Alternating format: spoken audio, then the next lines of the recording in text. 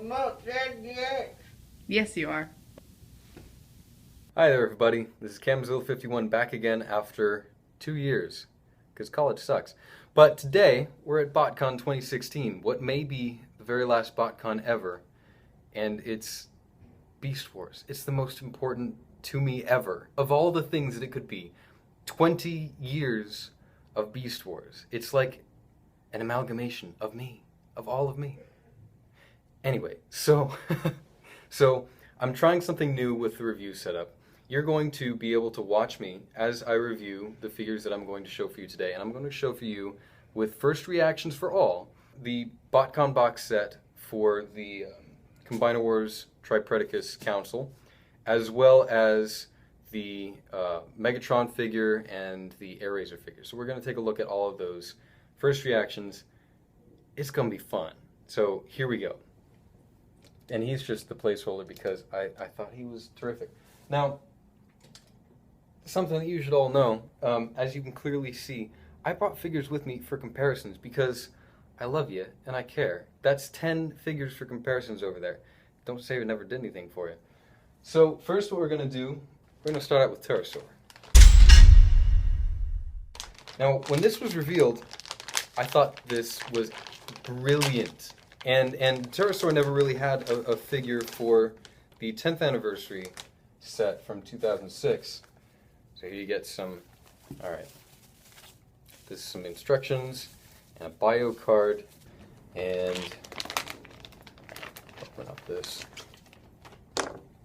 and there's his head. Right off the bat, this is a bit more muted than I expected it to be. And that's too bad. The tail fins are a little bit warped.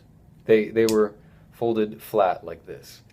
Those will eventually get back to normal, but they look kind of derpy, don't they? I noticed that the first one I got had a little bit of a, well, there you go, a little nick on the front there. That's too bad. But I really enjoy what they did with the nose cone here, because this looks just like the Terrorsaur head, and these wings over here are detailed with much of the same kind of texture that his wings did in the cartoon. And all of these colors on the color palette are wonderfully translated from a beast mode to a vehicle mode here. I've been only worried about Terrorsaur for the sake of his transformation, because my air raid, watch this, what do you, yeah, you're watching all right. Quiet you!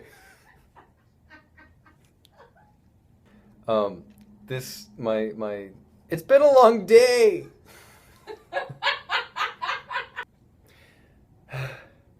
Alright, we can do this. So, for the first comparison here, I've been noticing a lot of things with Arid. First of all, he has paint like all over his chest, and this scrapes up really easily because the way that these arms transform is a little destructive, just like on certain corners right there. And because Terrorsaur's shoulders here are painted in this really pretty silver, I'm worried about that scraping. That's a big point of awareness if you're interested in this set. So let's deal with the decos here.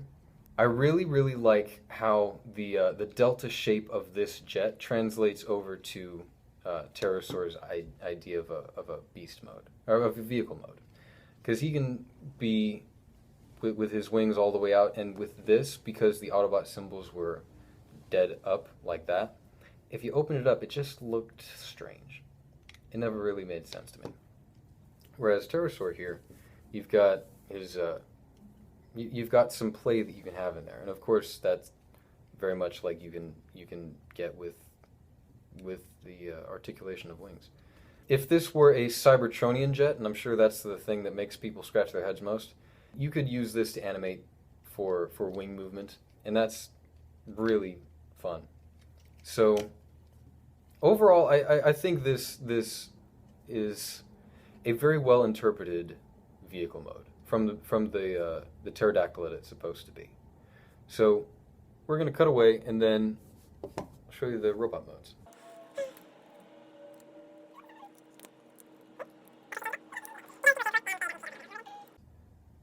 Either he's got something in his mouth, or those are like some funky Dracula teeth that he's back in. Yeah. Yeah, come over here. It looks like he's got some Halloween, like, vampire teeth up in there. Like, it just looks like kind of like a goofy little smile, you know? Yeah. Like, like maybe he got, like, one of his teeth punched out, you know? That's exactly what it's a strange toothy grin. Uh-huh. Like, if I could ignore the fact that he has little teeth, or if it was maybe like a molding error, it might be one thing.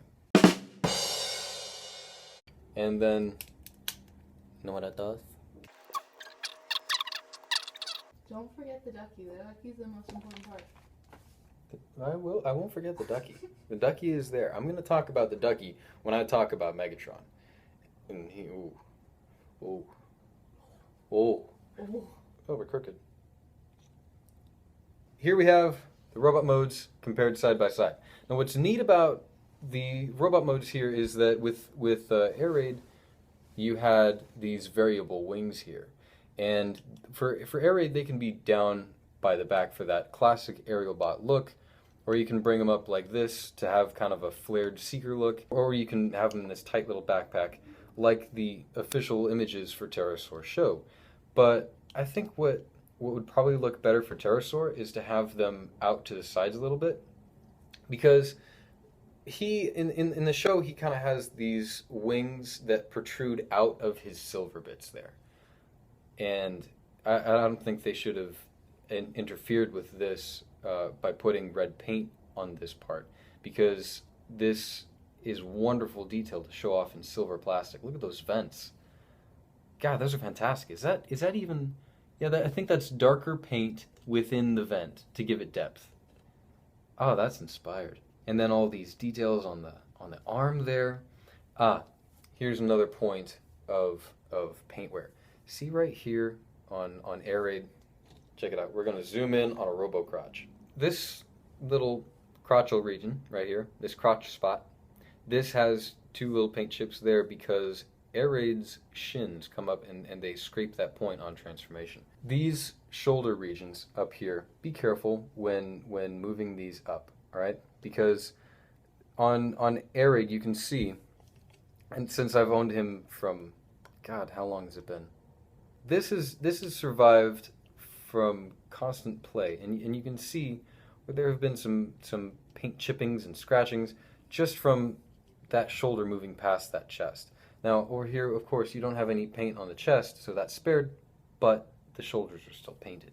So if you get this and you're transforming it, be careful of these interior corners and these interior corners. Those will probably have the most wear, along with his crotchal region, because that's fun to say. That's also painted. Be careful of that. Be mindful. So for our second comparison, here is Air Raid with Terrorsaur, and I don't have the original Terrorsaur, but I have the Age of Extinction one, and that's all good and fun. And that'll pretty much be useful to show off the idea of his robot mode details. If we're talking about wing shape for the toy, you could flare out Terrorsaur's wings and achieve the same look. But the idea of this Terrorsaur is not to try and be toy accurate, it's to be as show accurate as possible. The idea of what would Terrorsaur have looked like on the dark side before he crash landed on Earth in Megatron's ship. So all of the green colors of the toy, and therefore the wide set wings of the toy, I don't think those are really necessary. So for this you can see where they got ideas for these arrows in the knees. They came here from the arrow detail on the shins. He might have kind of the high-waisted 90s diaper going on from his original toy by putting all the paint detail up here instead of rather down here, but make that what you will. It's not really anything to look at. So there's Terrorsaur. Personally, I'm very, very excited for this toy. I looked forward to this one as much as I did the box set. There are some people that were in the customizing class that weren't feeling him so much, but I think that when it comes to this guy, it's mostly a personal preference for how much you just love Terrorsaur, or how much you love the idea of Beast Wars characters getting their vehicle modes. But this will be a theme for how this entire box set goes. So if you're not down for that, you might as well check out the door now. Next, we're going to take a look at the customizing class figure, Ratchet. And yeah, I understand. But what I do have is this. Oh shit. Oh, I wasn't even. God damn it. Were you not recording that whole time? No, I was zoomed in on a crotch.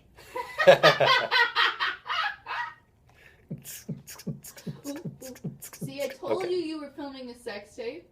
It's a sex tape. It's a terrifying sex tape. It's just boobs in a shirt and robo. Boobs and robo-crotch. This is what we promise on Camzilla 51. We're a classy channel. Okay.